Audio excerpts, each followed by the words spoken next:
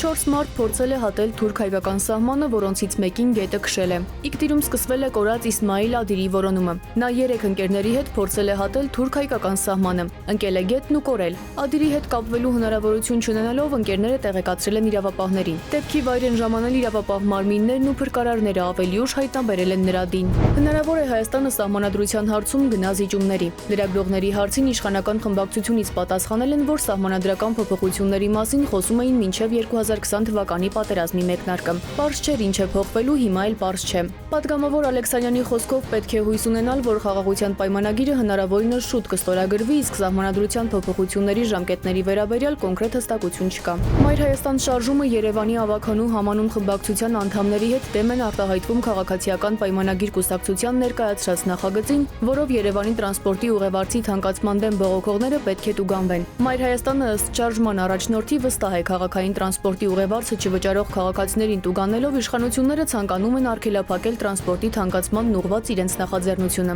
Քաղաքացիական պայմանագիրը օրինագիծ է բերել խորհրդարան, որպեսզի կարողանա 15000 դրամ տուգանել թանկացումը բոյկոտող քաղաքացիներին։ Բացվել է միգրացիայի եւ քաղաքացիության ծառայության զանգերի կենտրոնը, որի նպատակն է ճշգրիտ եւ ժամանակին տեղեկատվություն տրամադրել միգրացիայի եւ քաղաքացիության հարցերի վերաբերյալ, նաեւ բարձրացնել իրազեկվածությունը։ Կենտրոնը ստեղծվել է Եվրախորհրդի Հայաստանում տեղահանված բնակչության համար մարդու իրավունքների պաշտպանության երաշխիքի ամրապնդում ծրագրի աջակցությամբ։ Այն Հայաստան փախստականների ներհոսքին արձագանքելու Եվրոպայի խորհրդի միջոցառումների համալիր փաթեթի մաս է, որի ընդհանուր բյուջեն 2.8 միլիոն եվրո է։ Ազգային ժողովում պաշտպանության եւ անվտանգության հարցերի հանձնաժողովի նախագահ Անդրանիկ Քոչարյանի վարքի հետ կապված էթիկայի հանձնաժողով ստեղծելու հարցը Ազգային ժողովի պետաիրավական հարցերի հանձնաժողովի օրակարգում է ընդգրկվել։ Առաջիկայում կքննարկվի։ Հիշեցնենք, որ պատգամավորը վիրավորել էր լրագրողին, նախ կոշտոնով պահանջել էր իր կողքից հեռանալ, ապա հորդորել էր մաքրել շրթունքները։ Լրագրողները ստորագրահավաք էին սկսել Ազգային ժողովում այս հարցով էթիկայի հանձնաժողով ստեղծելու նախաձեռնությամբ։ Կառավարությունը ցանկանում է կրիպտոարժույթների համար միասնական կանոններ մտցնել։